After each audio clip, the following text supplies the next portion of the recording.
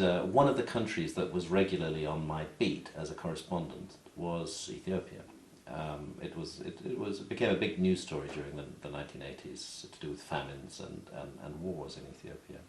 So I was regularly visiting Ethiopia to cover current affairs there. And while traveling in Ethiopia, I came across the extraordinary tradition that lies at the heart of Ethiopian culture. Ethiopia is a very ancient Christian country. It converted to Christianity long before Britain did, for example. We have some of the very earliest examples of Christianity are found in Ethiopia. But the Ethiopian Orthodox Church claims to possess a pre-Christian relic. A pre-Christian relic. Of enormous importance, which is central and fundamental to everything that happens within the Ethiopian Orthodox Church. And that pre-Christian relic is the Ark of the Covenant, made famous, of course, in the Raiders of the Lost Ark Indiana Jones movie. Now, the Ark of the Covenant dominates the Old Testament story. We find it very near the beginning.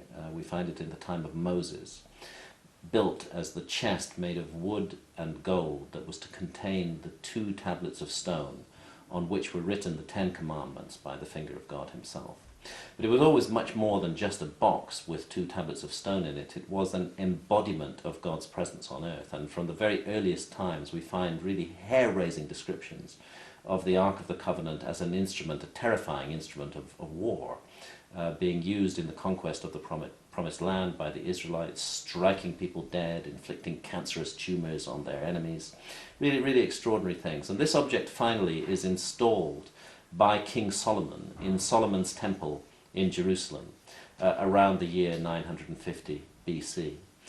And then it vanishes from the biblical story in a very mysterious way, and it's almost never spoken of again until we find, round about 587 BC, that it's gone. It's missing from the temple. It's no longer there. So all historians and scholars recognize this as a lost relic. And here I found myself in a rather obscure place in the early 1980s, and that place claims to possess this lost relic, which no other place on earth claims to possess. It must have been known, this tradition in Ethiopia about the Ark. I mean, it must have been known by many people. I mean, it's not like it was a great secret. No, it's so you can't miss it, really, once you get involved in Ethiopian culture. What you find is that every church in Ethiopia, and in fact there's a total of more than 20,000 churches throughout Ethiopia, that every one of these has a replica or a symbol of the Ark of the Covenant in its Holy of Holies.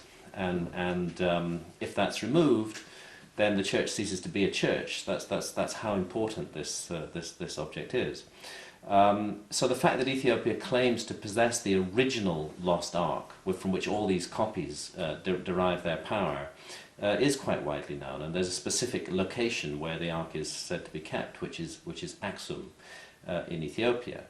Now, as a journalist, my introduction to this story was a visit to Aksum itself, where I met the elderly priest who is the guardian of the Ark. It's a very burdensome job, because once a priest is appointed as the guardian of the Ark, he must stay in its presence within a few meters of it for the rest of his life, and he never ever will leave the building in which the Ark of the Covenant is kept. He won't leave the building. He cannot leave the building. He becomes a prisoner. A prisoner of the Ark, literally. Literally, for the rest of his days.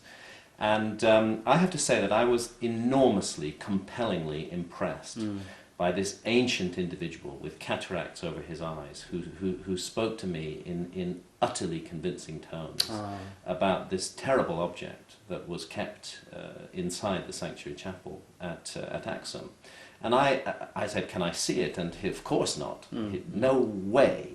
Nobody sees it." So I went away from there intrigued, and this was back in 1982 or 83. I was intrigued and curious, and I started to ask around. And of course, when I started talking to scholars, they said, well, yes, the Ethiopians claim to possess the Ark of the Covenant, but it's just one of those fantasies. You know, it was made up to to add prestige to the royal dynasty, to the Solomonic dynasty of Egypt. There's no of Ethiopia. There's no substance to it. It just completely ignore it. But really, when I pressed the scholars on why they felt it should be ignored, they had no evidence. They had nothing, just a kind of prejudice that an object so powerful, so significant in the Old Testament story could have ended up in a place like Ethiopia. They just couldn't buy that. They couldn't accept it, and so it was automatically dismissed. And it's actually from those early encounters with archaeologists and historical experts that I began to develop my latest skepticism of the authority of experts in these fields. Because what I found was that these so-called experts were dismissing an enormously interesting subject without investigating it at all.